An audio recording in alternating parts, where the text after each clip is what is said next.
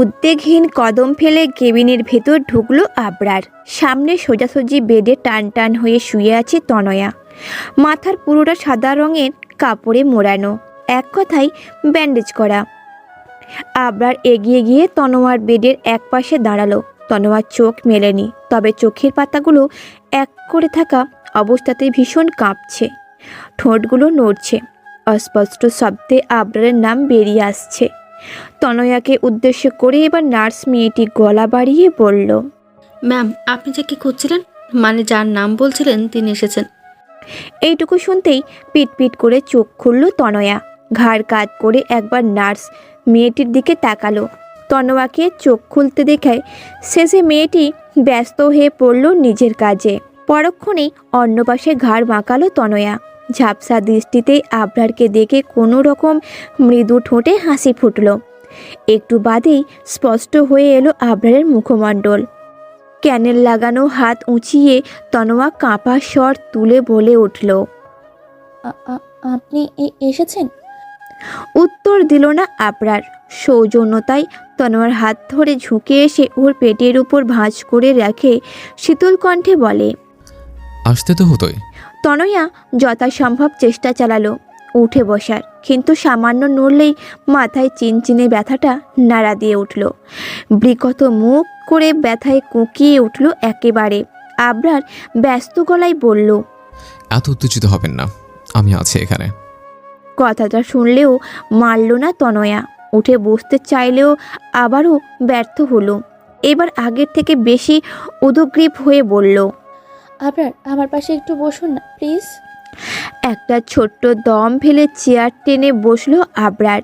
তনয়া ভাঙা গলায় বলল, আল্লাহর কাছে শুকরিয়া, আপনার কিচ্ছু হয়নি। আবরার শান্ত চোখে তাকিয়ে বলল, আপনি কেন নিজেকে বিপদের মুখে ফেললেন তরয়া? তনয়া মুচকি হাসলো, বলল, আপনার জন্য আমি সব পারবো, এইটুকু তো কিছুই নয়। আবরার চোখ নামিয়ে নিয়ে বলল, এইসবে কোনো লাভ নেই তনয়া, বুঝতে চাইছেন না আপনি? কথাটা বলেই থেমে গেল আবরার। মনে হলো এইসব বলার সঠিক সময় এটা নয়। মাত্র মেয়েটার এত বড় অপারেশন শেষ হয়ে এলো, উত্তেজনা একদম ঠিক হবে না।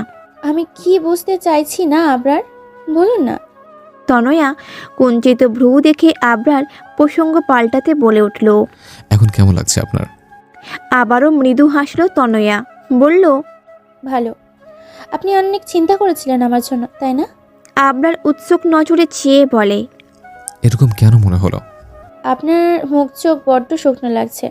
আবরার নিচু আওয়াজে উত্তর দেয়। ও, যেটা ভেবে শান্তি পাবেন সেটাই। তনয়া আবরারের হাতের উপর হাত রাখে। চট করে তাকাই আবরার। তনয়া ছেলে মানুষই আওয়াজে বলে, আমার মাথায় একটু হাত বুলিয়ে দিন না আবরার। আবরার ইতস্তত করে বলল। আমি? তনয়া উপর নিচে ক্ষীণ মাথা নাড়ালো, আদুরে কণ্ঠে বলল, ঘুম পাড়িয়ে দিন আমায়। না চাইতেও হাত এগিয়ে তনোয়ার মাথায় আস্তে করে বুলিয়ে দিতে শুরু করলো আবরার।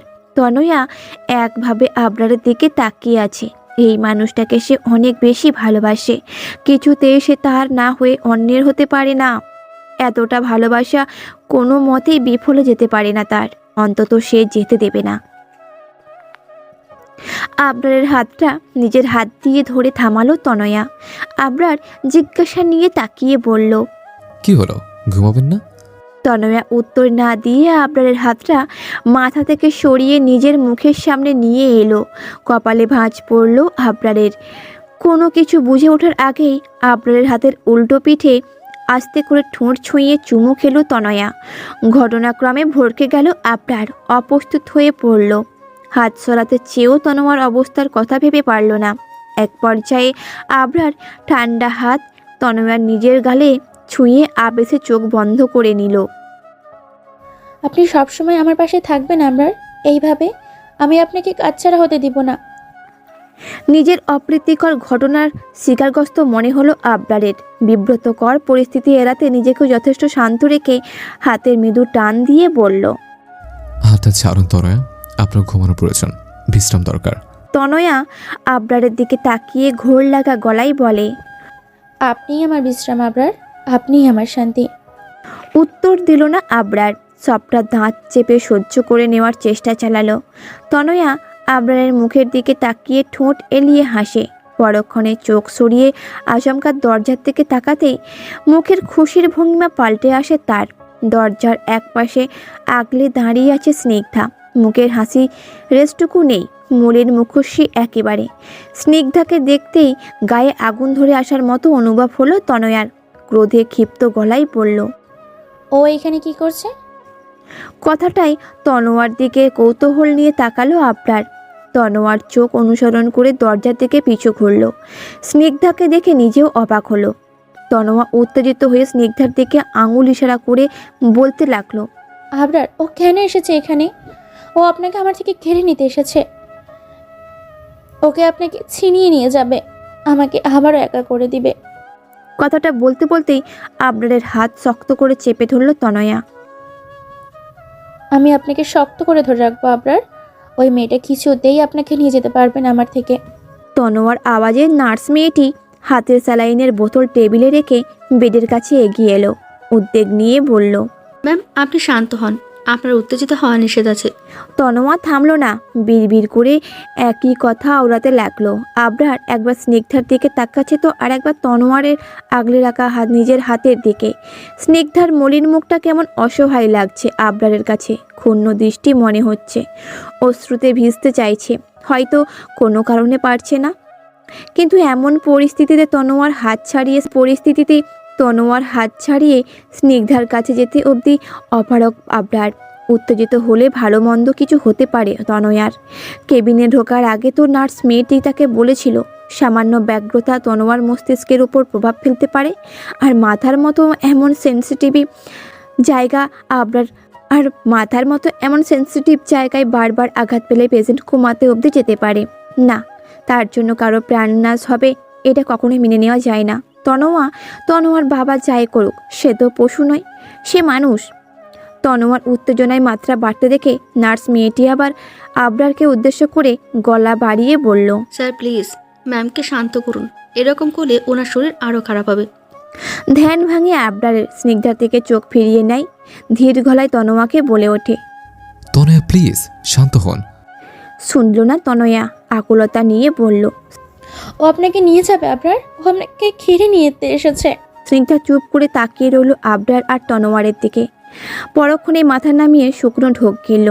আবরার নিজের বাহুতে ধরে রাখা তনোয়ার হাত মুঠো করে ধরল, আশ্বস্ত গলায় বলল, আমি কোথাও যাচ্ছি না তনয়া, কেউ আমাকে নিতে আসেনি। আপনি শান্ত হন, আমি আছি আপনার সাথে। আবরারের কথার প্রেক্ষিতেই অবাক হয়ে চোখ তুলে তাকালো স্নিগ্ধা। নিষ্ক্রিয়তায় মোর দৃষ্টি নিল। কথাটা কানে পৌঁছানোর মাত্রই প্রায় সাথে সাথে থেমে গেল তনয়া। শান্ত হয়ে এলো, ঠোঁট এলি আবরারের হাতে আরও শক্ত করে চেপে ধরল, ব্যাকুল হয়ে বলে, আপনি সত্যি বলছেন? মৃদু মন্দ মাথা নাড়ালো আবরার, ঠোঁট টেনে হেসে বলল। হ্যাঁ। তনোয়া আবারও চোখ ঘাড়ালো স্নিগ্ধার ক্লান্ত মুখের দিকে, উদ্বেগ নিয়ে বলল, তবে ওকে চলে যেতে বলুন, এক্ষুনি বলুন। ফোঁস করে একটা নিঃশ্বাস ছাড়লো আবরার।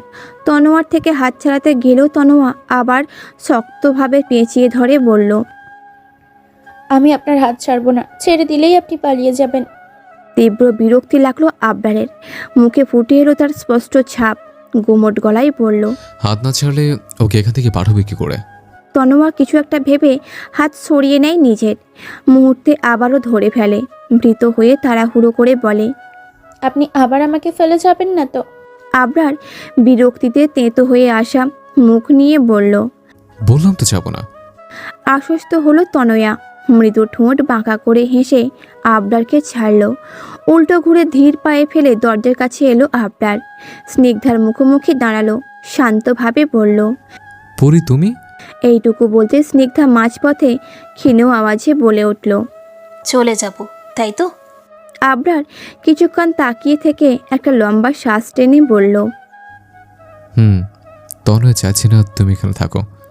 স্নিগ্ধা চোখ তুলে তাকালো আবরারের মুখের দিকে, ঢোক গিলে বলল, আর তাই আপনিও চাইছেন না, বুঝতে পেরেছি। আবরার ব্যস্ত হয়ে বলে, এরকম নয়, আমি তো। আবরার পুরো কথা শেষ করার আগেই ভেতর থেকে ধৈর্যহীন হয়ে ডেকে উঠল তনয়া, আবরার আসুন, এত কি বলছেন ওর সাথে? ওকে ঘাড় ধাক্কা দিয়ে বার করে দিন না। রাগে চোখ দুটো বন্ধ করে নিল আবরার, দাঁতে দাঁত চেপে বলল। পরি প্লিজ এখান থেকে যাও। স্নিগ্ধার খুব কান্না পেল, কিন্তু কাঁদল না। কান্নাগুলো দোলা পাকিয়ে গলার মধ্যে ঘুরতে থাকলো। কেন জানে না মনে হলো আবরার বুঝি তার থেকে একটু একটু করে দূরে সরে যাচ্ছে, হারিয়ে যাচ্ছে তার ভালোবাসার মানুষটা।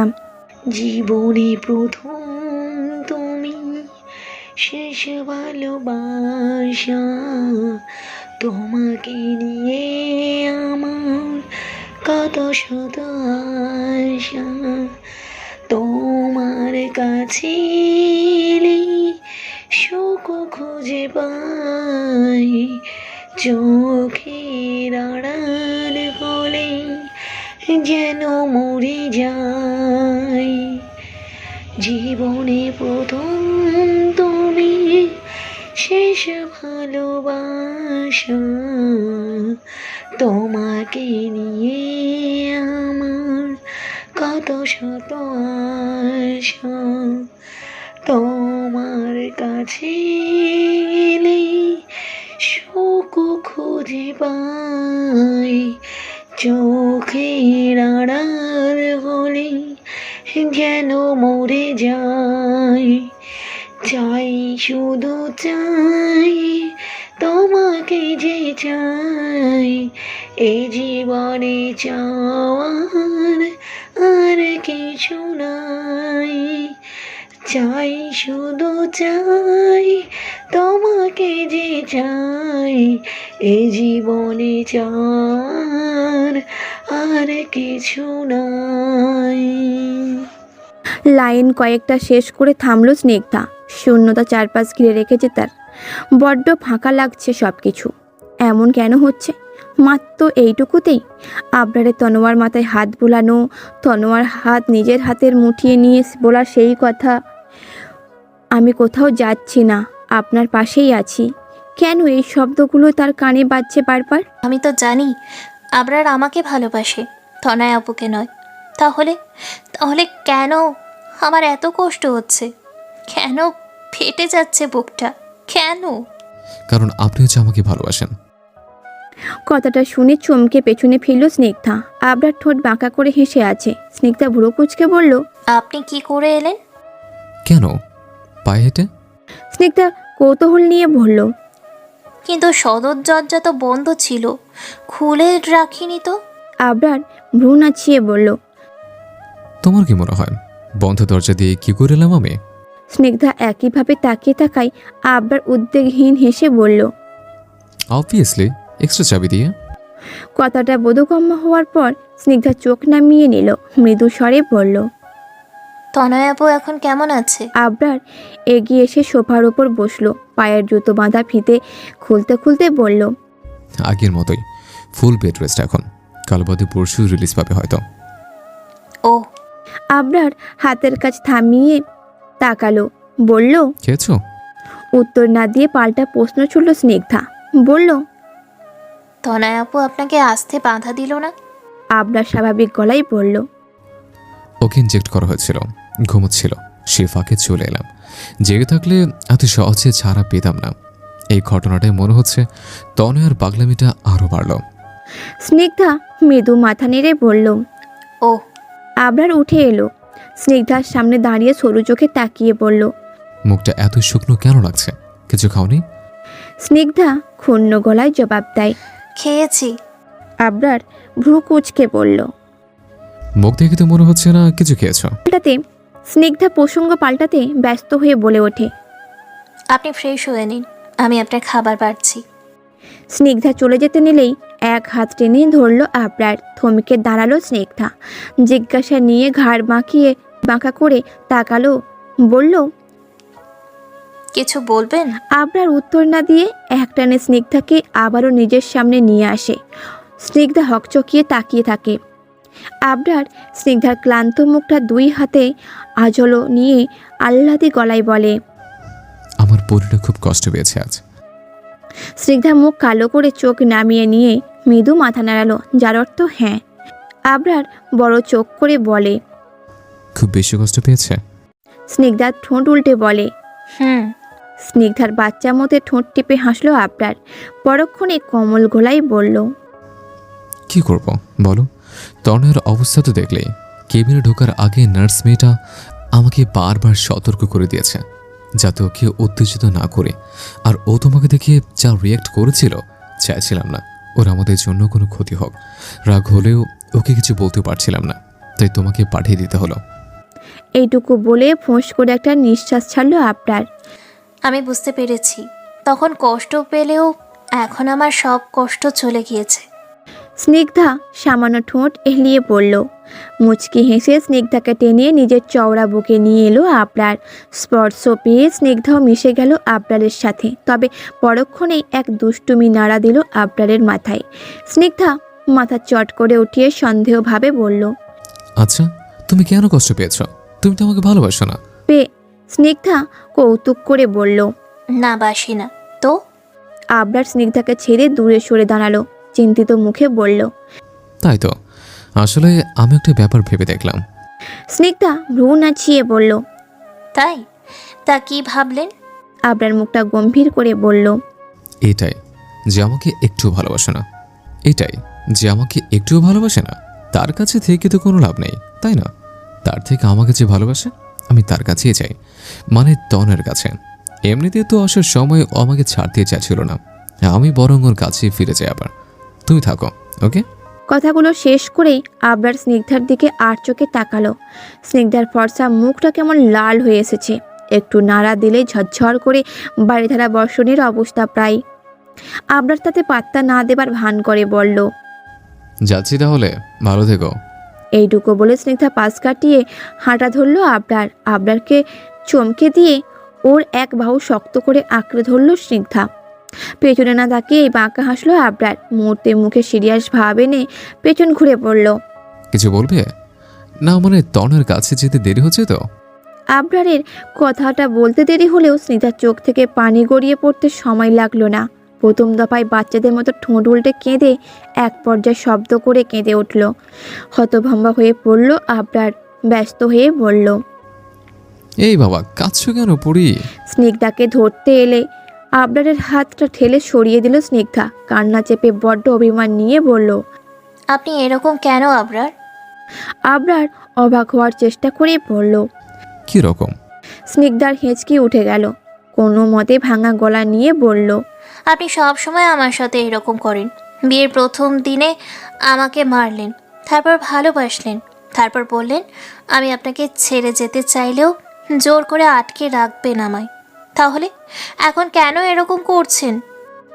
আবরার না বোঝার ভান করে বোকা চাউনি দিয়ে বলল, যা বাবা, সে তো তখন তুমি আমায় ভুল বুঝছিলে। আমি তো ভেবেছিলাম তোমার ভুল ভাঙলে। স্নিগ্ধা মাঝপথে কথা কেড়ে নিয়ে উত্তেজিত হয়ে বলল, আপনি সব সময় উল্টো পাল্টাই ভাবেন। তখন ভালোবাসতাম না, অথচ জোর জবরদস্তি করে আমাকে রেখে দিতে চাইছিলেন। আর এখন? স্নিগ্ধার কথা শেষ হতে না হতেই আবরার দুই ভ্রু নাচিয়ে বলল।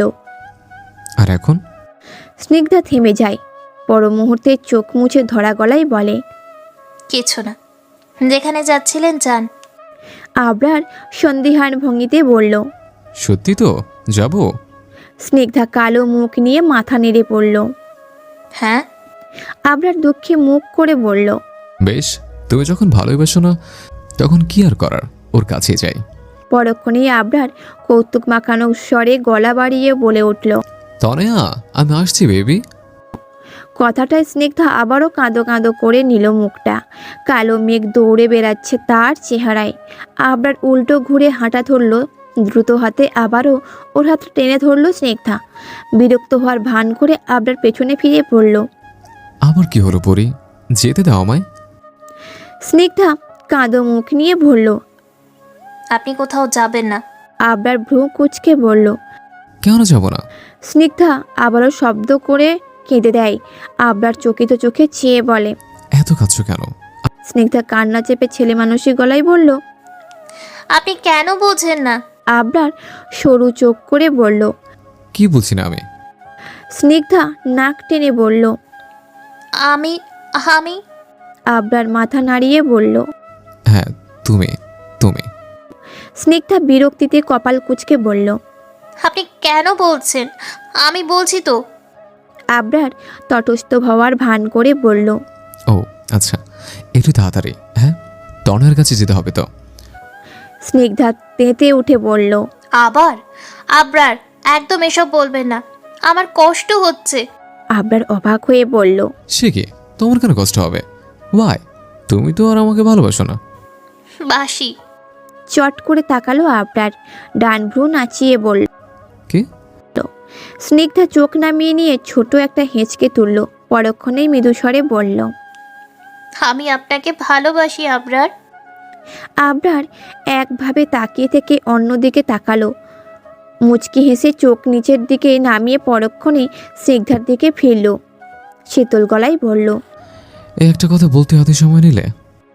স্নিগ্ধার নাকটা লাল হয়ে আছে, বাচ্চাদের মতো মুখ করে নিল। আবরার ঠোঁট বিতস্তত করে হেসে এগিয়ে এসে জড়িয়ে নিল স্নিগ্ধাকে।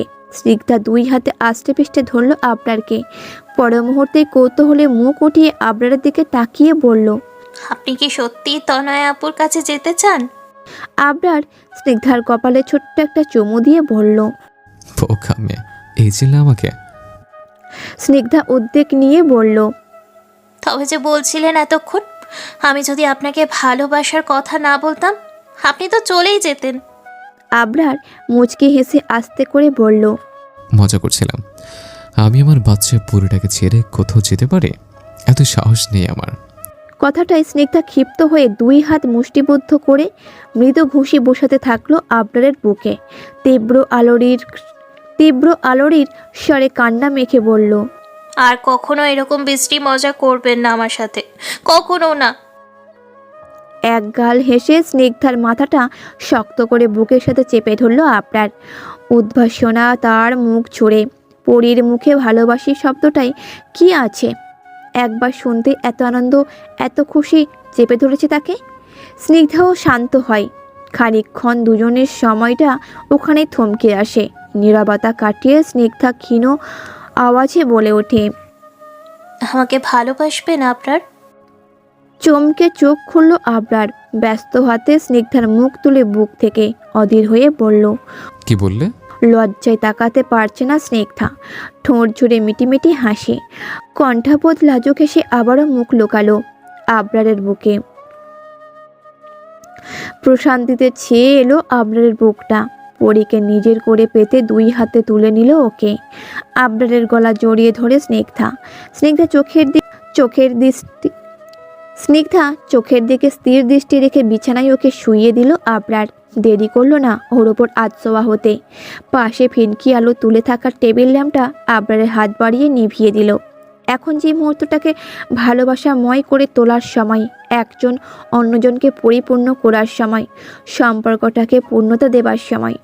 অন্ধকারই না হয় তার সাক্ষী হোক দুজনের ঠিকরে পড়া ভারী নিঃশ্বাস।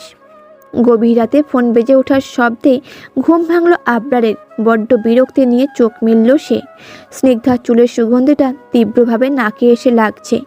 আবরারের বুঝতে অসুবিধা হলো না স্নিগ্ধা তার বুকের উপর ঘুমিয়ে আছে, রীতিমতো আষ্টে পৃষ্ঠে জড়িয়ে রয়েছে দুই হাতে।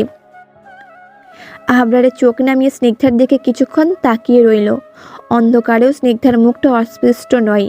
ভালোবাসার পূর্ণতা পাবার উদ্ভাসনায় মুচকি হেসে আবরারের একটা ছোট্ট চুমু খেলো স্নিগ্ধার কপালে। স্নিগ্ধাও তখনও গভীর ঘুমে তলিয়ে আছে। আবারও ফোন বেজে উঠল আবরারের। ধ্যান ভাঙে তার। স্নিগ্ধাকে এক হাতে জড়িয়ে রেখেই অন্য হাত দিয়ে হাতড়ে হাতড়ে ফোন খুঁজতে শুরু করলো। এক পর্যায়ে বালিশের পাশে পেয়ে ফোন এনে চোখের সামনে ধরল আবরার। স্ক্রিনের আলোয় চোখে পড়ায় নড়ে চড়ে উঠল স্নিগ্ধা। আধো চোখ খুলে তাকালো। কয়েক সেকেন্ডের সময় লাগলো তার সব কিছু বুঝে উঠতে। তনোয়ার নাম আবরারের ফোনের স্ক্রিনে ভাসছে। তা দেখে তৎক্ষণিক মুখটা কালো হয়ে এলো স্নিগ্ধার। আবরারের বুক থেকে মুখ তুলে আবরারের মুখের দিকে তাকালো। স্নিগ্ধাকে তাকাতে দেখে আবরার ভ্রু কুঁচকে বলল। উঠে গেলে যে? স্নিগ্ধা উত্তর দিল না প্রশ্নের, শীতলতা নিয়ে বলল। তনয় আপুর কল এসেছে। আবরার মুখ স্বাভাবিক করে নিল।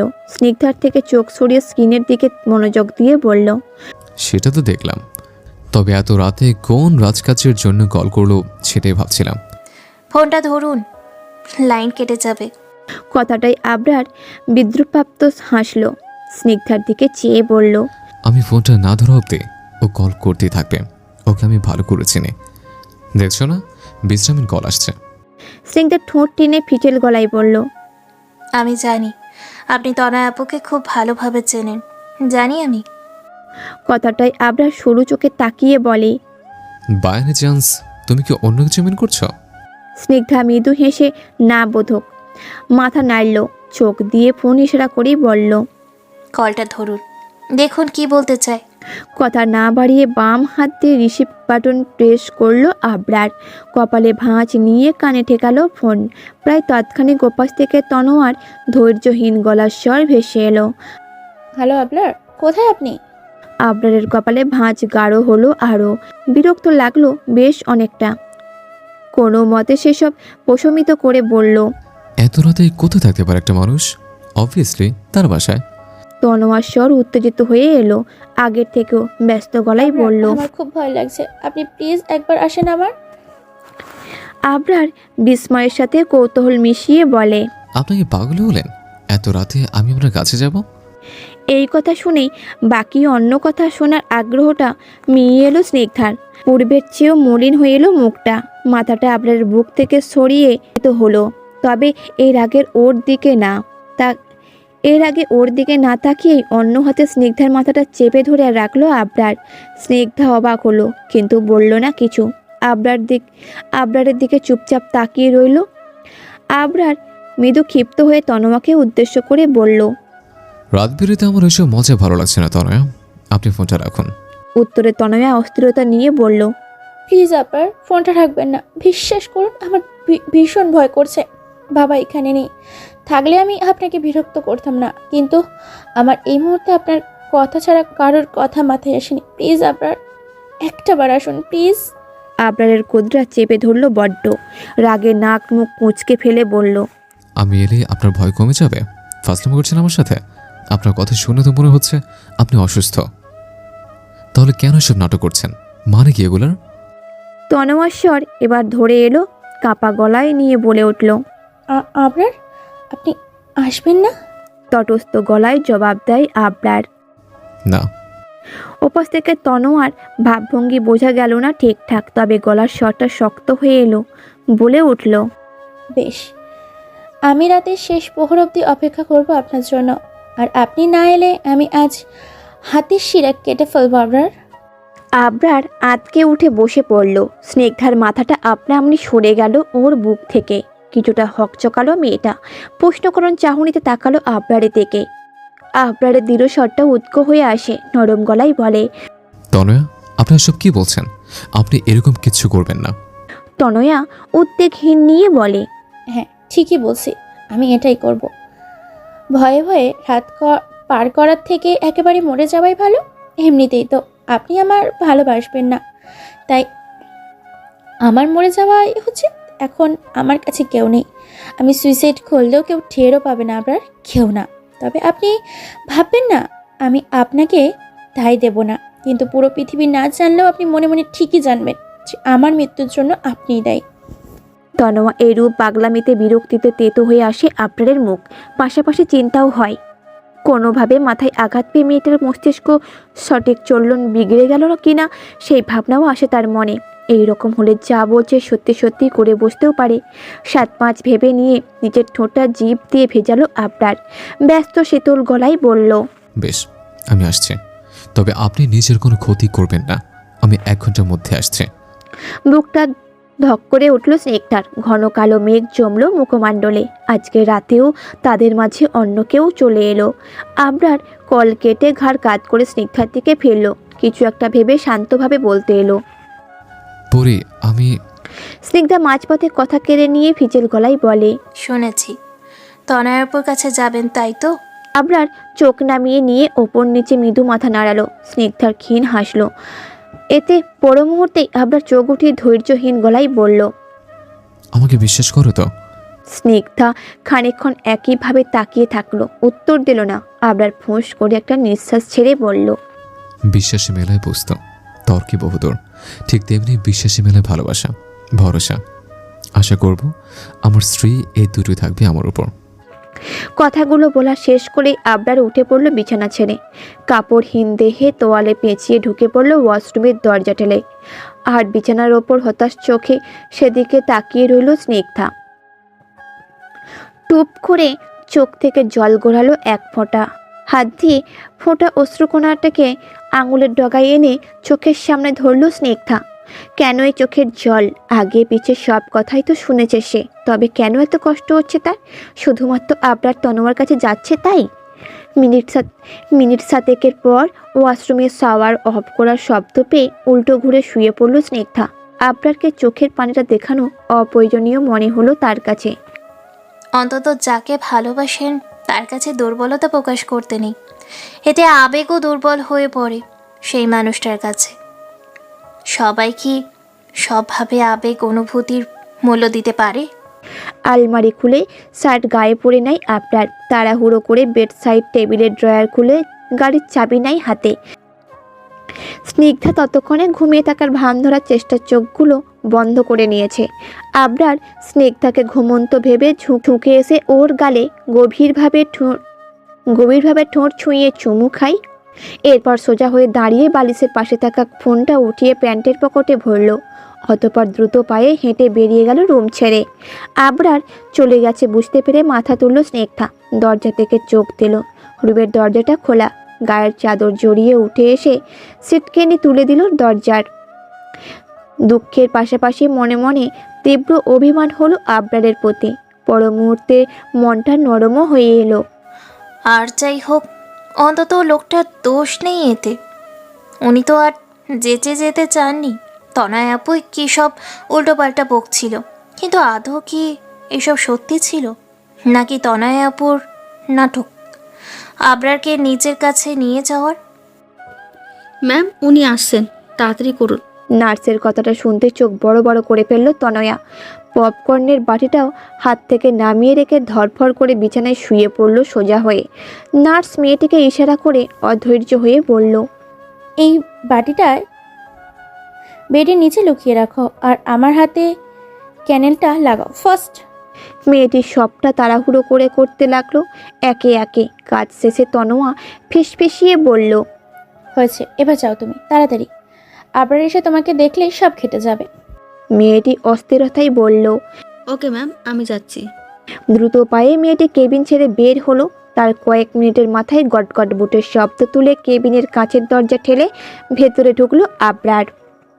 তনয়া গুটি গুটি হয়ে শুয়ে আছে, মাঝে মাঝে মৃদু কাঁপছে। আবরার ভ্রু কুঁচকে বিষয়টা পর্যবেক্ষণ করে এগিয়ে এলো ওর কাছে।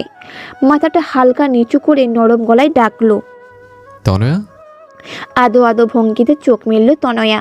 আবরারকে দেখে তাড়াহুড়ো করে উৎসুক কণ্ঠে বলল, আবরার, আপনি এসেছেন? আপনি এসেছেন আবরার? আমি জানতাম আপনি ঠিকই আসবেন। আবরার গম্ভীর মুখে বলল। আপনি এইভাবে শুয়ে আছেন কেন? আর এত কাঁপছেন বা কেন আপনি? তনয়া নিজের দিকে তাকালো। পর মুহূর্তে আবরারের দিকে তাকিয়ে ভীত চেহারা নিয়ে বলল, আমার ভীষণ ভয় লাগছে আবরার, ভীষণ ভয় করছে। আবরার চোখ সরু করে নিয়ে বলল। কিসের ভয়? তনোয়ার শুকনো ঢোক গেল একটা। ঘাবড়ে যাওয়া ভান করে বলল, আমি যখনই ঘুমানোর জন্য চোখ বন্ধ করি আমার শুধু মনে হয় কেউ আমার মাথার ওপর আবার ছাড় ফেলবে, তারপর অনেক রক্ত বেরিয়ে আসবে, অনেক রক্ত। মাথায় উৎকট ব্যথা হবে। আমি কিছুতেই একা ঘুমাতে পারছি না আবরার। আমার খুব ভয় লাগছিল, মনে হচ্ছিল কেউ আমাকে মারতে আসছে। আবরার ছোট্ট একটা দম ফেলে চেয়ার টেনে বসলো। আর তার মনে হলো হয়তো এত বড় একটা দুর্ঘটনার ট্রমাটা এখনো কেটে উঠতে পারেনি তনয়া। আবরার তনয়াকে আশ্বস্ত করে বলে ওঠে, ভয় পাবেন না, এরকম কিছু হবে না, এটা আপনার মনের ভুল। তনয়া ক্লান্ত হলো না। এইটুকুতে খপ করে আবরারের হাতটা টেনে ধরে বলল, আমি কিচ্ছু জানি না আবরার, আমি শুধু জানি আপনি থাকলে আমি কোনো কিছুতেই ভয় পাই না। তনোয়ার ধরে থাকা হাতটার দিকে একবার চোখ বোলালো আবরার। একটু অস্বস্তি লাগলো তার, কিন্তু সেই সব প্রশমিত করে ঠান্ডা গলায় বলে উঠল, বুঝতে পেরেছি, এখন কি করতে বলছেন আমায়? তনয়া উদ্বেগ হয়ে বলল, আপনি প্লিজ আমার সাথে থাকুন এখানে। আবরার চকিত হয়ে বলল, কি বলছেন এসব? আমি কি করে? তনোয়া মাঝপথে কেড়ে নিয়ে বলে, সারা রাত নয়, আমি ঘুমানো অবধি। তখনকার মতো আমি ঘুমিয়ে গেলেই আপনি চলে যাবেন না হয়? কিন্তু এইটুকু সময় শুধু আমার পাশেই বসে থাকুন। আমি জানি আপনি থাকলে আমার কোনো ক্ষতি হবে না। আবরার ঠোঁট কামড়ে কিছু একটা ভাবতে বসলো। বুঝতে পারলো তন্ময়কে বুঝিয়ে লাভ নেই। ওইদিকে বাড়িতে স্নিগ্ধাও তো একা, মেয়েটা তো ছোট। এদিকে তন্ময়ের এমন অসুস্থতার উপর এমন ভয়ার্থ মুখ, তার ওপর ফোনে বলা সুসাইডের কথা। কোনো কিছুকেই অপেক্ষা করতে পারছে না আবরার।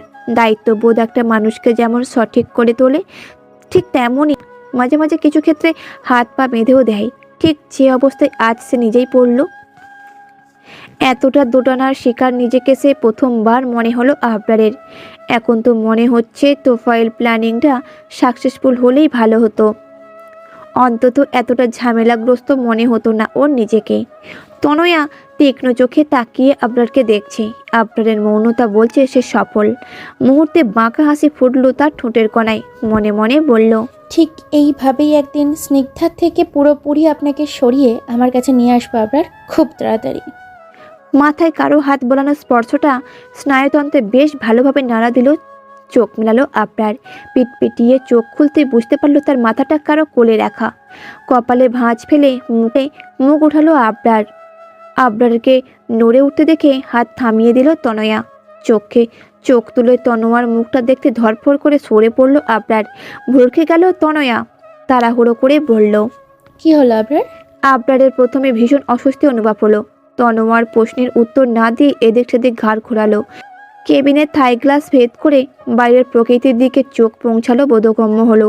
রাতের অন্ধকার ফুরিয়েছে। আবরার তনোয়ার দিকে জিজ্ঞাসা নিয়ে তাকিয়ে অধৈর্য গলায় বলল, সকাল হয়ে গেছে? তনয়া ওপর নিচ ক্ষীণ মাথা নাড়ল। ঠোঁটে হাসি টেনে বলল, সে তো অনেক আগেই হয়েছে, তবে আজকের সকালটা কিন্তু আমার কাছে অনেক বিশেষ। কেন জানেন? কারণ আজকে সকালের আলো আপনাকে নিয়েই দেখলাম আমি। কথাটাই আবরারের কোনো অভিব্যক্তি প্রকাশ পেল না। অস্থিরতা নিয়ে চেয়ার ছেড়ে উঠে দাঁড়ালো। উদ্বিগ্ন হয়ে বলল, আপনি আমার ডাকেননি কেন তনয়া? তনয়া দুই ভ্রু নাচিয়ে বলল, ডাকবো কেন? আপনি তো ঘুমাচ্ছিলেন। আমার মনে হয় আপনি ক্লান্তও ছিলেন অনেক, তাই।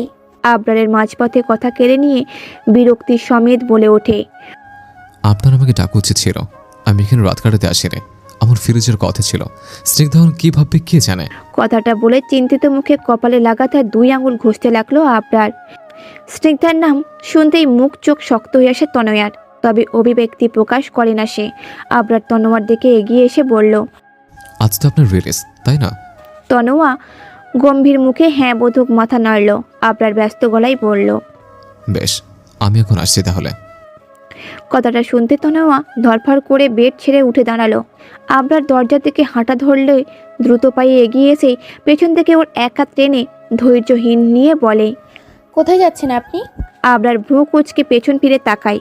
বলে ওঠে, কোথায় যাচ্ছে মানে? আবরারের মুখ চোখ দেখে উত্তেজনায় মিয়ে এলো তনোয়ার। চোখ নামিয়ে আউড়ে উঠল। না মানে আসলে আবরারের কপালে ভাঁজ নিয়ে তাকিয়ে থেকেই তনোয়ার হাত থেকে হাতটা ছাড়িয়ে নিল নিজের। পর মুহূর্তে তনোয়ার সামনে আঙুল তুলে তটস্থ হয়ে পড়ল। দেখুন তনয়া, পরশু থেকে অনেক কিছু সহ্য করেছে। এতটা ধৈর্য আমি কখনোই কোনো কিছুতেই দেখাইনি যতটা আপনার প্রতি দেখিয়েছে। কিন্তু অনেক হয়েছে, এবার এটা শেষ করা দরকার।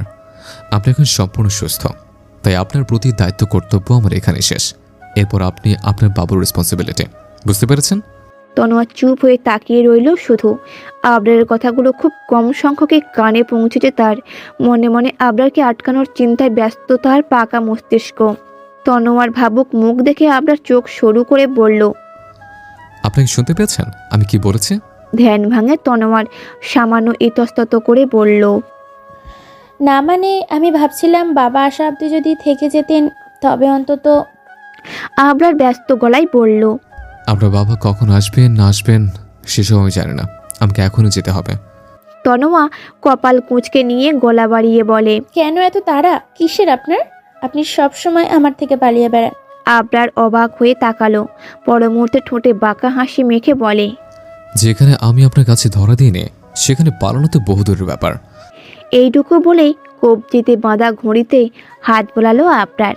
ঠোঁট ভিজিয়ে নিয়ে বলে, আজ স্নিগ্ধার ক্লাসের প্রথম দিন, আমার এখনই যাওয়া উচিত, না হলে দেরি হয়ে যাবে। আবারও হাঁটতে উদ্যত হলে তনোয়া ডেকে উঠল পেছন থেকে। আবরার, তীব্র বিরক্তি নিয়ে পেছন ফিরল আবরার। দাঁত চিবিয়ে বলে, আপনার সমস্যা কোথায় তনয়া? বলতে পারেন আমাকে? তনোয়ার মুখ কালো করে নিয়ে বলে, আমার একা থাকতে অস্বস্তি লাগছিল তাই। আপনি বিরক্ত হলে ইটস ওকে, আপনি চলে যান। আবরার বিদ্রুপপ্রাপ্ত হেসে বলে, সে তো আমি যাবই, আপনি বললেও না বললেও। আর বারবার ভয় লাগছে বলে কি প্রমাণ করতে চাইছেন বলুন তো? দেখুন, আপনি আমায় বাঁচিয়েছেন, তাই আপনার প্রতি যতটুকু কর্তব্য ছিল তার থেকে অনেক বেশি করেছি আমি। এবার আমার ছাড় পাওয়ার দরকার। আপনি পুরোপুরি সুস্থ, তাই পাগলামির ভান করে ন্যাকামি বন্ধ করুন। দুটোই ভীষণ অসহ্য লাগছে আমার কাছে। আর পারলে এই গায়ে পর অভ্যাসটা পরিত্যাগ করুন। ইউজলেস। শেষের কথাগুলো অনেকটা ক্ষিপ্ত স্বরে বলে আবরার। তনোয়ার চোখ ভরে আসে দুঃখে, আবরারকে ধরে না রাখতে পারার ক্ষোভে। তনোয়ার চোখে পানিতে তোয়াক্কা করল না আবরার, আর এক মুহূর্তে দাঁড়ালো না সে, বেরিয়ে পড়ল কেবিন ছেড়ে। তবে দরজা ঠেলে বাইরে আসতেই অন্য পাশ দিয়ে আসা তোফাইলের মুখোমুখি হয়ে পড়ল আবরার। সাথে আমিনুলও রয়েছে। আবরার স্বাভাবিক নজরে দুইজনের দিকে একবার চোখ বুলিয়ে পাশ কাটিয়ে হেঁটে গেলেও আমিনুল, তোফাইল দুজনেই অবাক চোখে তাকিয়ে রইল আবরারের যাবার দিকে। এত সকাল সকাল আবরার এখানে উপস্থিতের মানের কারোরই মাথায় ঢুকলো না। একে অন্যের মুখ চাওয়াচাই করলো কিছুক্ষণ। প্রশ্নের উত্তর নিতে তোফাইল চোখ সরিয়ে নিয়ে দ্রুত পায়ে কেবিনে ঢুকলো। দরজা ঠেলতেই তনয়াকে দাঁড়িয়ে থাকতে দেখে আরও এক দফায় বিস্মিত হয়। মেয়ের মুখ চোখ খেয়াল করতেই বুঝতে পারল কিছু একটা ঘটেছে, না হলে তনোয়ার চোখের জল কেন? আবরার নিশ্চয়ই আবার কিছু বলেছে। কি হয়েছে তনু? তনোয়া ভিজা ক্ষিপ্ত চোখ নিয়ে বাবার দিকে তাকালো। উত্তর না দিয়ে এগিয়ে এসে পা দুলিয়ে বসে পড়ল বেডে। তোফাইল আমিনুলের দিকে তাকিয়ে বলে, তুমি রিসিপশনে গিয়ে সব ফর্মালিটি পূরণ করে এসো না হয়, আমি ততক্ষণ কথা বলি ওর সাথে। ঘাড় কাত করে কথাটা বলে বেরিয়ে পড়ল আমিনুল। তোফাইল সেদিক থেকে চোখ সরিয়ে ধীর পায়ে এসে মেয়ের পাশে বসলো। নরম গলায় বলে, আবরার এখানে কখন এলো? বাবার দিকে তাকালো না তনয়া, ঠান্ডা স্বরে জবাব দিল। কাল রাতে। তোফাইল অবাক হলো এতে, বিচলিতভাবে বলে। রাতে? কেন? তনয়া উদ্বেগহীন গলায় বলে, আমি ডেকেছিলাম। তুমি ডাকলে আর ও এলো? ও কি তবে তোমায় নিয়ে ভাবছে? বাবার কথায় ভেতরের কষ্টটা নাড়া দিয়ে উঠল তনয়ার। আচমকা তোফাইলের গলা জড়িয়ে ধরে হাউমাউ করে কেঁদে উঠল তনয়া। ঘটনাক্রমে হতভম্ব হয়ে পড়ল তোফাইল। তনোয়া ভাঙা গলায় আওড়াতে উঠল, আমি কেন আবরারকে পেলাম না বাবা? কেন? ও কেন আমায় ভালো নেবে সে অন্য কাউকে ভালোবাসলো? আমি তো ওর জন্য সব করেছি, তাহলে কেন? তোফাইলের কাছে উত্তর নেই। মলিন মুখটা নিয়ে ধীর হাতে শুধু মেয়ের মাথায় হাত বোলালো সে। ভেতরে ভেতরে আক্ষেপ হলো খুব। তখন যদি সম্পত্তির লোভে আবরারকে ফাঁসাতে না চেয়ে সরাসরি আমাদের কাছে বিয়ের প্রস্তাবটা রাখতাম, আজ হয়তো আমার মেয়েটাকে এভাবে কাঁদতে হতো না। সবে আমার লোভের শাস্তি। কথাগুলো ভেবে ভারী এক দীর্ঘশ্বাস ফেলল তোফাইল। খিলাপ আর কিছু জিনিস জীবনে শুধু আফসোসই বাড়ায়, সমাধান দেয় না। আবরারও না হয় আর একটা হলো। যথাসম্ভব দ্রুত ড্রাইভার করছে আবরার। বারবার হাতের ঘড়িটা দেখছে, চিন্তাও হচ্ছে। সারা রাত তনোয়ার কাছে থাকা নিয়ে স্নিগ্ধা আবার উল্টোপাল্টা ভেবে বসলো কিনা সেই চিন্তা। মাঝরাতে বউকে বাড়িতে একা রেখে অন্য মেয়ের কাছে যাওয়ার সাঙ্গ তো ভীষণ ভয়ানক, অন্তত একজন স্ত্রীর কাছে। মনে মনে শতবার প্রার্থনা করলো আবরার এমন যাতে না হয়। স্নিগ্ধা যেন তাকে ভুল না বোঝে। উল্টো দিকের মানুষটার বিশ্বাস ভরসা যে সব থেকে বড় শক্তির জীবনের, যে সেটাতে যদি ফাটল ধরে তবে বেঁচে থাকার যে কারণটা আবরারের মনে হয়। সিগন্যাল পড়তেই গাড়িতে ব্রেক কষল আবরার। শীতকাল হলেও আজকে রোদের প্রখরতা প্রতিদিনকার তুলনায় বেশি। খানিকটা ঘেমেও গিয়েছে সে। দুই হাত দিয়ে কোটটা ঝাড়া দিয়ে হাত বাড়িয়ে এসিটা অন করলো আবরার। রাস্তার আজকে জ্যাম, সিগন্যাল, সব ঝামেলা একসাথে। বিরক্তিতে ফোঁস করে একটা দীর্ঘশ্বাস নিয়ে কাঁচের জানালা দিয়ে একবার বাইরে তাকালো আবরার। সেকেন্ডের কম সময় আবারও চোখ ঘুরিয়ে সামনে তাকালো। আচমকা কিছু একটা খেয়াল পড়তেই কপালের রগগুলো টান টান হয়ে এলো। চমকে আবারও জানালা দিয়ে ফিরে তাকালো আবরার। বেশ অনেকটা দূরত্বে রাস্তার পাশে লাগানো পাইপ লাইনের ট্যাপ থেকে পানি খাচ্ছে মকবুল, রীতিমতো ঢকঢক করে খাচ্ছে। পেছন থেকে দেখেও মকবুলকে চিনতে অসুবিধে হলো না আবরারের। দ্রুত হাতে গাড়ির ইঞ্জিন অফ করে সিট বেল্ট খুলে নিল সে। গাড়ির দরজা খুলে বেরিয়ে পড়ল আবরার। মুখমণ্ডলের পানির ঝাপটা দিয়ে ধীরে সুস্থে ট্যাপ বন্ধ করলো মকবুল। গলায় ঝোলানো গামছাটা দিয়ে মকবুল মুছে নিল মুখটা। উল্টো ঘুরে হাঁটা দেবার আগে খপ করে ওর ঘাটটাকে চেপে ধরল আবরার। ঘটনাক্রমে হকচকিয়ে উঠল মকবুল। ভয়ে ভয়ে পেছন ঘুরে কোনো মতে চোখের সামনে আবরারকে দেখে জম দেখার মতো অনুভূতি হলো। চোখগুলো বড় বড় হয়ে এলো, ভীত হয়ে এলো মুখটা। আবরার কিছু বলার আগেই ধরফর করে বসে পড়ে ওর পা জড়িয়ে ধরল মকবুল। আবরার ভ্রু কুচকে সন্দিহান দৃষ্টিতে তাকিয়ে রইল। মকবুল পা জড়িয়ে কান্নায় ভেঙে পড়ে বলল, সাহেব আমার ভুল হয়ে গিয়েছে সাহেব, আমাকে পুলিশে দেবেন না, আমি গরিব মানুষ। সন্দেহ এবার গাঢ় রূপ নিল আবরারের। এতদিন সব কিছুর জন্য মকবুলকে মনে মনে দায়ী ভাবলেও আজ মকবুলের এইরূপ আচরণে সম্পূর্ণ পরিষ্কার যে ওই এইসবের পিছনে রয়েছে। মুহূর্তে চেয়াল শক্ত করে আসে আবরারের। মকবুলের কাঁধের এক পা শক্ত হাতে চেপে ধরে দাঁড় করালো ওকে। ভয়ে হাত পা শীতল হয়ে এলো মকবুলের। আবরার সামনে ধাত জোর করে বলল, সাহেব আমি আর এরকম পাপ কাজ করব না, বিশ্বাস করুন। আবরার ভ্রু নাচিয়ে বলল, এত সহজে যা করেছো তাতে কি তুমি ক্ষমার যোগ্য? মকবুল পূর্বের থেকেও বেশি কান্নায় ভেঙে পড়ল। আফসোসের সুরে বলল, টাকা দেখে আমি অন্ধ হয়ে গিয়েছিলাম, একটু ভালো থাকার লোভে ভালো মন্দের জ্ঞানটুকু লোভ পেয়েছিল আমার। যখন শুনলাম এই কাজের জন্য পুরো 50,000 পাবো তখন আর না করতে পারিনি। সারা জীবন কাজ করলেও এত টাকা হবে না আমার, সেসব ভেবে তনয়া ম্যাডামের কথাই রাজি হয়েছিলাম। এইটুকু শুনতে চোখ সরু করে নিল আবরার। মাঝপথে বলে ওঠে, কার নাম বললে? মকবুল ভেজা চোখে চেয়ে বলে, কেন স্যার, তনয়া ম্যাডাম? আবরার প্রথম দফায় বিস্মিত হলো। কয়েক সেকেন্ড সময় নিল নিজেকে নিয়ন্ত্রণ করতে। আরও বিস্তারিত জানার আছে তার। পুনরায় মকবুল থেকে তাকিয়ে সন্দিহান গলায় বলল, তোমাকে টাকাতে তোফেল দিয়েছিল তাই না, আমাকে মারতে? মকবুল চোখ নামিয়ে নিয়ে বলে, জি, তবে তার আগে তনয়া ম্যাডামও টাকা দিয়েছিলেন। আবরার অবাক হয়ে বলল, আমাকে মারতে? মকবুল মৃদু না বোধক মাথা নেড়ে নরম গলায় বলে, বাড়িতে আসার পর থেকে মুখ দিয়ে টু শব্দ বের করেনি তনয়া। থম মেরে বসার ঘরের সোফাতেই বসে আছে। তোফাইল হাজার রকম কথা তুললেও তনয়া উত্তরে একটা বাক্যও বলেনি। অবশেষে বিরক্তি আর চেপে রাখতে পারল না তোফাইল। বেশ ক্ষিপ্ত হয়ে বলে উঠল, কি শুরু করেছিস টা কি তুই? আমি কথা বলছি তোর সাথে, গায়ে লাগছে না আমার? আবরাবের জন্যে এখন সুখ পালন করছিস, অথচ দেখ সে গিয়ে সে বইয়ের আঁচলের তলায় নিয়ে মুখ লুকিয়েছে। এতক্ষণে চোখ তুলল তনয়া। তোফাইলকে একবার দেখে নিয়ে মুখ কালো করে বলে, কথাটা আমাকে রাগাতে বললেও আমি রেগে যাইনি বাবা, কষ্ট পেয়েছি, ভালোবাসায় ব্যর্থ হওয়ার কষ্ট। তীব্র বিরক্তি তেতো হয়ে এলো তোফাইলের মুখটা। গুটি কয়েক ভাঁজ পড়ল কপালে। সেই এক মন্ত্র আউড়ে যাচ্ছিস, আবরার আবরার আবরার। আরে বাবা, একটা বাচ্চা মেয়েকেও এর থেকে অনেক কম বুঝালে চকলেটের বায়না ছেড়ে দিবে সে, অথচ তুই, তোর তো জ্ঞান বুদ্ধি সব হাঁটুতে নেমে এসেছে। আরে ও একটা বিবাহিত ছেলে, বউ আছে ওর। আগে যেমন তেমন হলেও এখন অন্তত ছাড় দে ব্যাপারটা। আর সব থেকে বড় কথা হলো, ও তোকে ভালোবাসে তো দূর, পছন্দ করে না। তাহলে তুই কেন নির্লজ্জের মতো ওর পিছনে পড়ে আসিস? কোনো অংশে কম আছে তোর? পুরো একদমে কথাগুলো বলে তোফাইল থামলো।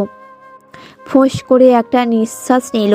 পাশ থেকে তনয়া থমথমে গলায় জবাব দিল, আমি সব জানি বাবা, তোমার আমাকে নতুন করে কিচ্ছু বলতে হবে না। আপনার বিবাহিত হওয়ার আগে থেকেই আমি ওকে চাই, চেয়ে এসেছি। ওই মেয়েটা কতদিন হলো ওর জীবনে আছে? খুব জোর 8 মাসের মতো। ওর অনেক আগেই আমি আবরারের লাইফে এসেছি, তাই আবরারের ওপর অধিকার ওর থেকে আমার বেশি, না কম। বেশি নয়তো, আবরার শুধু আমার মাত্র। মেয়েকে বোঝাতে বোঝাতে ক্লান্ত হয়ে পড়েছে তোফাইল। ভেতর থেকে আফসার ছাড়া কিছুতেই আসছে না এখন। তবুও শান্ত স্বরে বলে, দেখ মা, আবরারের চিন্তা মাথা থেকে ঝেড়ে ফেল। আমি ওর থেকেও অনেক ভালো ছেলের সাথে তোর বিয়ে দিব। আমার আবরারকেই চাই বাবা। তনুয়াকে বুঝিয়ে লাভ নেই, কথাটা বেশ ভালোভাবে বোধগম্য হলো তোফাইলের। অহেতুক নিজের মস্তিষ্কে চাপ বাড়াতে চাইল না সে। প্রসঙ্গ পাল্টাতে বলে উঠল, এসব স্যার, দুপুরে কি খাবি? বাড়িতে খাবি নাকি বাইরে থেকে অর্ডার করব? তনুয়া ঠান্ডা গলায় বলে। কিছুই না, আমি আবরারের বাসায় যাব। তোফাইল চমকে উঠে বলল, আবার আবার সেই আবরাবের কথা? বারবার বুঝাচ্ছি, তাও শুনছিস না আমার কথা? তনয়া মৃদু তেতে উঠে বলে, শুনছি না যখন আমাকে বোঝাতে আসছো কেন তুমি? তুমি কিছুতেই হার মেনে নেবে না বাবা, বিশেষ করে ওই গাইয়া মেয়ে স্নিগ্ধার কাছে তো নয়, কখনোই নয়। তনোয়া ক্রুদ্ধ গলায় বিড়বিড় করলো খানিকক্ষণ। তোফাইল সেদিক থেকে চোখ সরিয়ে নিল। এতটা অসহ্য লাগছে তার, যেটা প্রকাশ করলেও কম হবে। ছোটবেলা থেকে ছেলে মেয়ের সব জেদ পূরণ করলে যা হয় আর কি, তার ওপরে এই একমাত্র মেয়ে। কঠোর কিছু বলতে চাইলেও মুখের দিকে তাকালো, আর বলা হয়ে ওঠে না। সব বাবাদের এই একটাই জ্বালা হয়তো। কথাটা ভেবে টেবিলের উপর থেকে সংবাদপত্রের কাগজটা তুলে হাতে নিল তোফাইল। তনোয়াকে বোঝানোর থেকে কিছুক্ষণ পেপার পড়াও ভালো। তবে পেপারটা পুরোপুরি চোখের সামনে মেলে ধরার আগেই ডোরবেলের উৎকট শব্দটা বেজে উঠল। তনোয়া বাবার দিকে তাকালো। তোফাইল হাত থেকে নিজের পেপারটা রেখে দিয়ে উঠে দাঁড়ালো, তনোয়ার দিকে তাকিয়ে বলল, মনে হয় আমিনুল এসেছে। দরজা খুলতে এগিয়ে গেল তোফাইল। তনোয়ার চোখ ফিরিয়ে নিয়ে বসে রইল চুপচাপ। আপাতত আবরারের ব্যাপারে অনেক কিছু ভাবার আছে তার। তোফাইল লক টেনে খুলল। ওপাশে আবরারকে দাঁড়িয়ে থাকতে দেখে অবাক হলো প্রথমে, তাৎক্ষণিক ভ্রু কুঁচকে বলে ওঠে। তুমি? কৌতূহল নিয়ে দরজা থেকে তাকালো তনোয়া। আবরারকে দেখতে বিস্ময় নিয়ে বলে ওঠে। পর মুহূর্তে মনে মনে ভাবলো হয়তো আবরার ফিরে এসেছে তার টানে। ভাবতেই আপনা আপনি ঠোঁট দুটো বিতস্তত হয়ে এলো তার। তোফাইলের কথায় আবরার কোনো উত্তর না দিয়ে পাশ কাটিয়ে ভেতরে এলো। তোফাইলের ভ্রু কুঞ্চন গাঢ় হয়ে এলো আরও। আবরার কয়েক কদম এগিয়ে এসে তনোয়ার সামনে দাঁড়ালো। তনোয়ার মুখে স্ফীত খুশি লুটোপুটি খাচ্ছে। আবরার নিষ্প্রাণ চোখে তাকিয়ে রইল তনোয়ার দিকে। তনয়া আলোড়িত ধ্বনি নিয়ে বলে ওঠে, আমি ঠিকই জানতাম আবরার, আপনি। পুরো কথা শেষ করতে দিল না আবরার। গায়ের সবটুকু শক্তি দিয়ে ঠাস করে একটা চড় বসালো তনোয়ার গালে। মুহূর্তে সোফার হাতলের উপর হুমড়ি খেয়ে পড়ল তনয়া। ঘটনাক্রমে ভরকে গেল তোফাইল। চোখ বেরিয়ে আসার উপক্রম হলো তার। কোনো কিছু ভালোভাবে বোঝা ওঠার আগেই আবার পুনরায় এগিয়ে গেল তনোয়ার দিকে। আবরারের এমন আচরণও মানে বুঝে উঠতে পারল না সে। ততক্ষণে আবরার এগিয়ে এসেই তনোয়ার এক বাহু শক্ত করে চেপে ধরে দাঁড় করালো ওকে। তনোয়ার হাত পা কাঁপছে। কাঁপা গলায় হাঁ করে কিছু বলতে ধরলেই আবারও ঠাঁটি এক চড় মারল আবরার। তনোয়ার ছিটকে পড়ল মেঝেতে। তোফাইল ধরপড় করে এসে মেয়েকে ধরল। আবরারের দিকে ক্ষুদ্র চোখে তাকিয়ে বলে, তোমার এত বড় সাহস, তুমি আমার মেয়ের গায়ে হাত তুলছো? তনোয়া বাবার সাথে ভয়ে গুটিয়ে গেল একেবারে। হকচকিয়ে তাকিয়ে রইল আবরারের দিকে। আবরার দাঁতে দাঁত চেপে তোফাইলকে উদ্দেশ্য করে বলে ওঠে, আপনি আজ আমাদের মাঝে আসবেন না, নাহলে আমি ভুলে যাব কখনো আপনি আমার বাবার বন্ধু ছিলেন। তোফাইল বিস্মিত হয়ে বলল, মানে কি? এখন তুমি আমাকে ভয় দেখাচ্ছ? আমার গায়ে হাত তুলবে তুমি? বেয়াদব ছেলে, বাবার এই শিক্ষা পেয়েছো? তোফাইলের কথাই আবরার এবারও ভ্রুক্ষেপ করেনি। এগিয়ে এসে তনয়াকে টেনে ওঠালো মেঝে থেকে। ভরকে গেল তোফাইল। মুখে এত কথা বললেও আবরারের লাল চোখ দেখে ইগনোর করা গানুর আর সাহস পেল না। তবে মেয়ের অবস্থা মনে মনে কিছু একটা পদক্ষেপ নেওয়ার কথা আওড়াতে থাকে তোফাইল। পর মুহূর্তে দিশেহারা গলায় বলে ওঠে, ওকে মেরো না আবরার, আমার মেয়েটা অসুস্থ। এতেও থামলো না আবরার। পুনরায় তনয়াকে মারতে হাত উঠালে ভয়ে চোখ মুখ খিঁচে বন্ধ করে নিল তনয়া। কেঁদে চেঁচিয়ে বলে ওঠে, না, আমাকে মারবেন না, মারবেন না আমাকে প্লিজ। কথাটায় থমকে থেমে গেল আবরার। হাতটা নামিয়ে নিল। সারা শব্দ না পেয়ে কাঁপা চোখ মেলালো তনয়া। গালে স্পষ্ট 5 আঙুলের দাগ তো পড়েছে, সাথে ঠোঁট কেটে বের হয়ে রক্তটাও এখনো গড়াচ্ছে লাইন দিয়ে। আবরার 2 চোখ বন্ধ করে একটা নিঃশ্বাস নিল। ক্রোধ পশমনে আপ্রাণ চেষ্টা চালালো কয়েক মুহূর্ত। তনোয়ার হেঁচকে উঠে গিয়েছে। তোফাইল সুযোগ বুঝে পকেট থেকে ফোন বার করে ডায়াল করলো আমিনুলের নম্বরে। আবরার তনোয়ার এক বাহু এখনো চেপে ধরে রেখেছে শক্ত করে। তনোয়া ঈষৎ কাঁপছে। আবরার শক্ত গলায় বলে ওঠে। কেন করলেন? তনোয়া হেঁচকে তুলে ভাঙা গলায় নিয়ে বলে। কি করেছি আমি? আবরার আরো শক্ত করে চেপে ধরল তনোয়ার হাতটা। ব্যথায় কুঁকিয়ে উঠল তনোয়া। আবরার দাঁত চেপে বলে ওঠে। আপনার যা রাগ আমার প্রতি, যা লড়াই আমার সাথে, তবে মাঝখানে কেন স্নিগ্ধাকে মারতে চাইলেন? কেন বলুন। শেষের কথাটা উত্তেজিতভাবে চিল্লিয়ে বলল আবরার। রীতিমতো কেঁপে ওঠে তনয়া। আবরার সব জানতে পেরে গিয়েছে বুঝতে পেরে শুকনো ঢোক গিলে তোফাইলের দিকে তাকায়। তোফাইলের মুখে ভয় স্পষ্টের ছাপ দেখে চোখ সরিয়ে এনে আবারও আবরারের দিকে এলে তনয়া। ভীত গলায় বলে ওঠে। আমি তো কিচ্ছু করিনি। আমি তো এইটুকু বলতেই আবরার আগুন চোখে তাকায়। আবরারের চোখ দেখে বাকি কথা আর বলে উঠতে পারল না তনয়া। চুপ করে মাথা নিচু করে নেয় সে। আবরার ঝাড়া মেরে হাতটা ছেড়ে দেয় তনয়ার। একদম পিছিয়ে যায় তনয়া। এক কদম পিছিয়ে যায় তনয়া। ভয়ে এখনো হৃৎপিণ্ড লাফাচ্ছে তার। পর মুহূর্তে আবরার বিদ্রুপপ্রাপ্ত হেসে উঠল। তনোয়ার দিকে তাকিয়ে বলল। ভাবতেও অবাক লাগছে, স্নিগ্ধ একটা মেয়ে আর আপনিও একটা মেয়ে। মেয়েদের মন তো অনেক নরম, মমতাময়ী হয়, তাহলে আপনি এরকম কেন? বেহায়া বনের সমস্ত সীমা অতিক্রম করেও ক্ষান্ত হলেন না। শেষমেশ স্নিগ্ধাকেও মারার প্ল্যান করলেন। কি ভেবেছিলেন ওকে মারলেই আমি আপনার কাছে চলে আসতাম? হ্যাঁ? আবরার একটু থেমে আবার বলে। আপনার মতো মেয়েকে দয়া করা যায়, ভালোবাসা চায় না। আপনি বারবার আমাকে জিজ্ঞেস করতেন না কেন আমি আপনাকে ভালোবাসিনি? এটাই তার কারণ আপনার অবশ মস্তিষ্ক, যেখানে কোনো ভালো নেই, আছে শুধু হিংসে, জেদ আর অহংকার। আমি কেন? আপনার মতো একটা নির্লজ্জ মেয়েকে কোনো ছেলে তার লাইফে অন্তত ভালোবেসে চাইবে না। আপনার মতো কুচুকরে মেয়েকে ভালোবাসার থেকে গলায় দড়ি দিয়ে আত্মহত্যা করাটাও টু মাচ বেটার। তবে কি জানেন, আমি একটু বেশি বোকামি করে ফেললাম। আপনার মিথ্যে পাগলামিগুলোকে সত্যি ভেবে আমি সেগুলোকে প্রশ্রয় দিয়ে গেলাম। মাঝরাতে আপনার হুমকিতে ভয় পেয়ে নিজের স্ত্রীকে একা ফেলে রেখে হাসপাতালে চলে এলাম। অথচ সে মেয়েটা কিন্তু একটা বারও আমায় আটকায়নি, ধরে রাখেনি স্ত্রীর অধিকার বোধ দেখিয়ে। কারণ ওর মধ্যে মনুষ্যত্ব বোধ আছে। ও আপনার মতো নয়। ভেবেছিলাম আপনি একদিন শুধরে যাবেন, কিন্তু আমি ভুলছিলাম। আপনি তো তোফাইল পাঠানোর সুযোগ্য কন্যা। ওনার মতো লোক ঠকানোই আশা করা যায় আপনার থেকে। আমি বোকা যে কিনা বারবার এত কিছুর পরেও আপনার বিরুদ্ধে অ্যাকশন না নিয়ে হাত গুটিয়ে বসেছিলাম। তোফাইল বারবার মুঠোফোনের দিকে চোখ বোলাচ্ছে। আমিনুলের কোনো রেসপন্স নেই। তা দেখে প্রতিবারের মতো এবারও হতাশ হয়ে মেয়ের দিকে তাকালো। তনোয়া নিশ্চুপ চোখে নিচের দিকে তাকানো, চোখগুলো ভিজে চুপচাপ হয়ে। ইস, মেয়েটাকে কি মারটাই না মারলো, আর আমি বাবা হয়েও কিছু করতে পারলাম না। কথাটা ভেবে মুখটা কালো করে নিল তোফাইল। আচমকা তোফাইলের মাথায় এলো। আবরার সবটা জানলো কি করে? আমি ওকে মারতে চেয়েছি, সেটা না হয় আমি নিজেই ওকে বলেছি, কিন্তু তো হয় না যে ওর বউকে মারতে চেয়েছিল সেটা তো ওর জানা কথা নয়। তবে কি ভাবে জেনেছেও? যাই হোক, আপনারা যা জেনেছে। এভাবে সবটা স্বীকার করে নিলে আমাদের বিপদ। যে কোনো একভাবে কথাগুলো ঘুরাতে হবে, কিংবা আবরারের কাছে কোনো প্রমাণ আছে কিনা পরোক্ষ করতে হবে। তোফাইল এবার আবরারকে উদ্দেশ্য করে গলা বাড়িয়ে বলে উঠল। এই, তখন থেকে যা নয় তাই বলে যাচ্ছ, সব শুনেছি। তাই বলে ভেবো না আমার ভয় পেয়ে গেছি।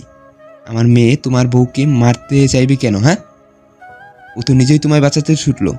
সব যেন তুমি আমার মেয়ের গায়ে মিথ্যে দায় দিতে চাইছো। জবাবে আবরার চোখগুলো সরু করে নিয়ে বলে। আপনি ঠিক কি জানতে চান? আমি সত্যি বলছি কিনা এটাই, নাকি আমার কাছে আপনাদের বিরুদ্ধে কোনো প্রমাণ আছে সেই ব্যাপারে নিশ্চিত হতে চাইছেন? তোফাইল হতবাক হয়ে ফাঁকা ঢোক গিলে বলল। এই ছেলের মাথায় কি বুদ্ধি রে? আবরার তনোয়ার সামনে থেকে এগিয়ে এসে মুখোমুখি দাঁড়ালো তোফাইলের। ডান ভ্রু নাচিয়ে বলে।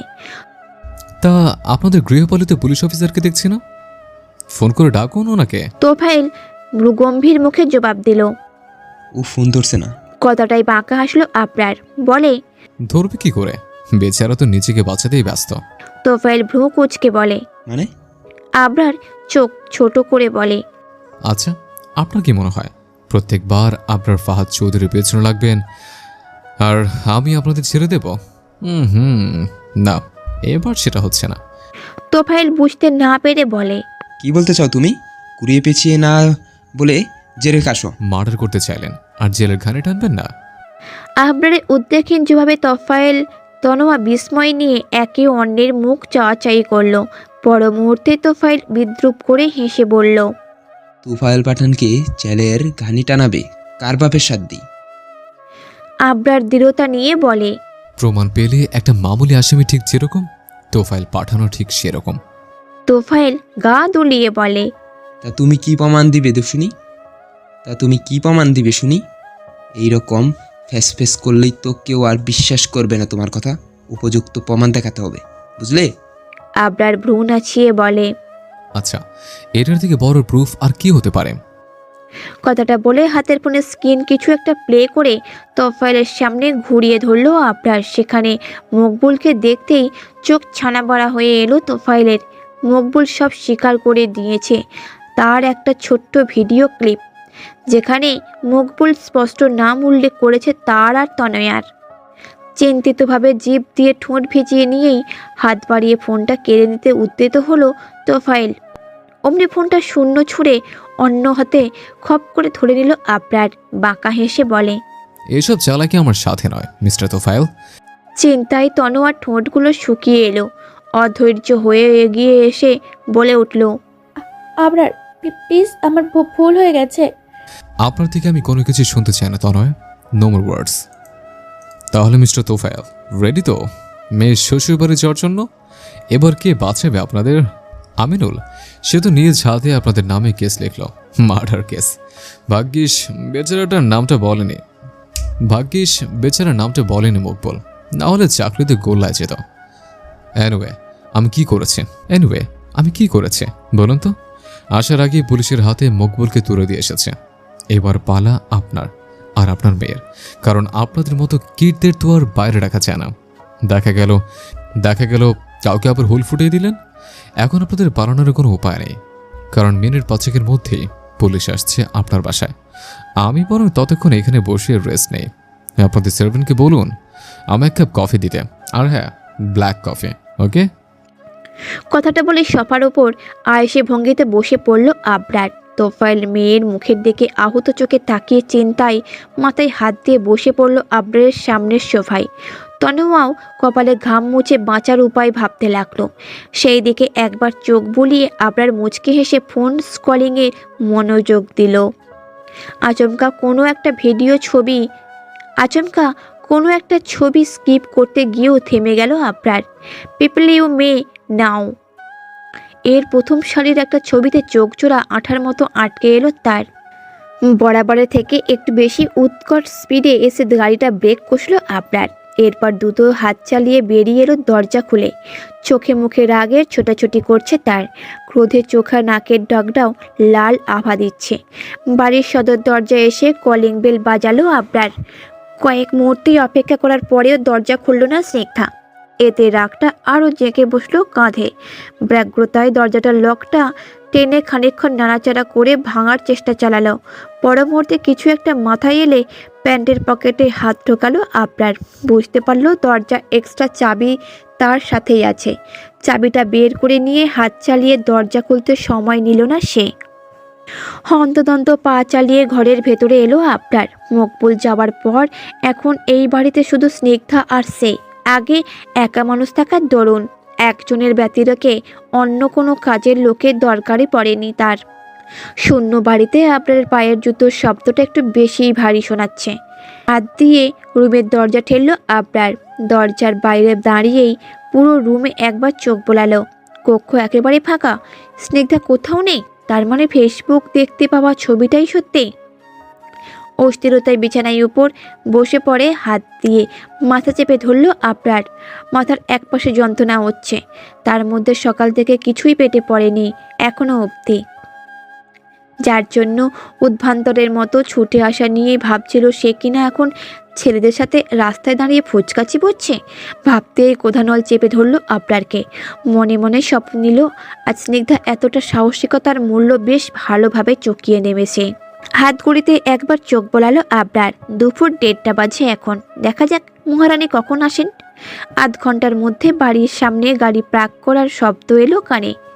হাতের ম্যাগাজিন থেকে চোখ উঠিয়ে দরজার দিকে একবার তাকালো আবরার। গাড়ি থেকে বোধগম্য হলুস্তার সাথে হিনালকে নিয়ে গিয়েছিল। সদর দরজা খুলে রেখেছে আবরার। স্নিগ্ধার একটু তাড়াতাড়ি আসতে যাতে অসুবিধা না হয় তার জন্য ক্ষুদ্র প্রয়াস এইটা। কয়েক সেকেন্ড পরে গাড়ির দরজা খুলে বেরিয়ে এলো স্নিগ্ধা, হাতে মোটা একটা বই। বইটা দেখতে পেয়ে আবরারের ভীষণ কৌতুকের ন্যায় মনে হলো। ভাবলো স্নিগ্ধা হয়তো এটা শো অফ করতে নিয়ে গেছে সাথে। সেই দিকে কয়েক সেকেন্ড তাকিয়ে থেকে আবরার আবারও চোখ রাখলো ম্যাগাজিনের পাতা। প্রথমে সদর দরজা খোলা থেকে থমকালো স্নিগ্ধা, কপালে ঈষৎ ভাঁজ পড়ল। পরক্ষণে কৌতূহল নিয়ে পা চালিয়ে ভেতরে আসতেই আবরারকে সোফার ওপর বসে থাকতে দেখে বেরিয়ে এলো চোখ দুটো। বিস্মিত হয়ে তাকিয়ে রইল। স্নিগ্ধার মুখের অভিব্যক্তি বুঝতে আবরার পুনরায় ওর মুখের দিকে চোখ তুলে তাকালো। সাথে সাথে স্নিগ্ধা মিষ্টি করে মুচকি হেসে ব্যস্ত গলায় বলে, আপনি কখন এলেন? ব্যাস, স্নিগ্ধার হাসিটা দেখতেই ক্রোধ সব পানসে হয়ে আসে আবরারের। এতক্ষণে জমে রাখা রাগ কর্পূরের মতোই উড়ে যেতে শুরু করে। তবুও স্নিগ্ধার সামনে মুখটা শক্ত করে রাখতে যথাসম্ভব গম্ভীরতা নিয়ে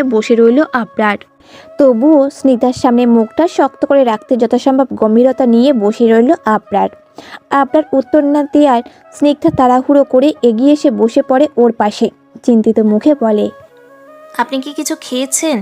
আপনার মুখটা কেমন শুকনো শুকনো লাগছে। আবরার এবার উত্তর দেয় না, গুম মুখ করে বসে থাকে। স্নিগ্ধা ভ্রু কুঁচকে বলে ওঠে, কথা বলছেন না কেন? আবরার একবার স্নিগ্ধার থেকে পাশ ফিরে তাকিয়ে আবারও চোখ সরিয়ে সামনের দিকে তাকায়। ভেতরে ভেতরে পূর্বের রাগ জমা করার চেষ্টা চালায়, অন্তত কঠোর হয়ে স্নিগ্ধাকে কিছু বলার চেষ্টা। পর মুহূর্তে স্নিগ্ধা আনন্দ ধ্বনি নিয়ে বলতে শুরু করে, জানেন আমি কোথায় গিয়েছিলাম? ভার্সিটিতে 2টো ক্লাস হয়েছে আজ, আর কতগুলো বন্ধু হয়েছে আমার। ওদের মধ্যে মেঘ সব থেকে ভালো, ও খুব ভালো ছাত্রী। আর আজ ওর জন্মদিন ছিল, তাই আমাদের সবাইকে ফুচকা খাইয়েছে ও। আমি প্রথমে যেতে চাইনি, কিন্তু ও জোর করে নিয়ে গেল। আমি আপনার জন্য সকাল থেকে অপেক্ষা করছিলাম, কিন্তু আপনি আসছিলেনই না। তাই হেনাল ভাইকে নিয়ে আমি চলে গেলাম ভার্সিটিতে। আমি তো চিনি না, ভাগ্যিস হেনাল ভাই চেনে। আজ যদি না যেতাম আমি তো কারোর সাথে পরিচিতই হতে পারতাম না। দেখা যেত সবাই সবার সাথে পরিচিত হয়ে নিত, নিজেদের মতো বন্ধু বানিয়ে নিত। তারপর কাল যখন আমি যেতাম তখন সবার মধ্যে আমার খুব অস্বস্তি হতো। তো আমি একা গিয়েছি বলে আপনি রাগ করেনি তো? আচ্ছা, আপনি এলেন না কেন? তনয়াপু কি রিলিজ হয়ে গিয়েছে? আপনি কি ওনাকে বাসায় পৌঁছে দিতে গিয়েছিলেন? তাই জন্যই আসতে দেরি হয়ে গিয়েছিল। পুরো একদমে গলগল করে কথাগুলো আওড়ে থামলো স্নিগ্ধা। আবরার অদ্ভুত চোখে তাকিয়ে আছে ওর দিকে। এমন দৃষ্টিতে মুগ্ধতা আছে নাকি কুরবদ্ধকমও হচ্ছে না স্নিগ্ধার। কৌতূহল নিয়ে বলে, আপনার কি হয়েছে বলুন তো? শরীর খারাপ লাগছে? আবরার উত্তরে এবার ঠোঁট দুটো এলিয়ে হাসল। স্নিগ্ধার দিকে তাকিয়ে উদ্বেগহীন গলায় বলে, তোমার আমার উপর রাগ হচ্ছে না? স্নিগ্ধা ভ্রু কুচকে নিয়ে অবাক হয়। অহেতুক রাগ কেন হবে? আবরার সামান্য হেসে থেকেই বলে, হয়তো কোথায়, এই যে আমি মাঝরাতে তোমাকে একা ফেলে তনার কাছে গেলাম, সারা রাত ওখানে ছিলাম। তোমার ক্লাসের প্রথম দিন যেন সময় মতো এলাম না। এত কিছুর পরেও তোমার রাগ হলো না আমার উপর?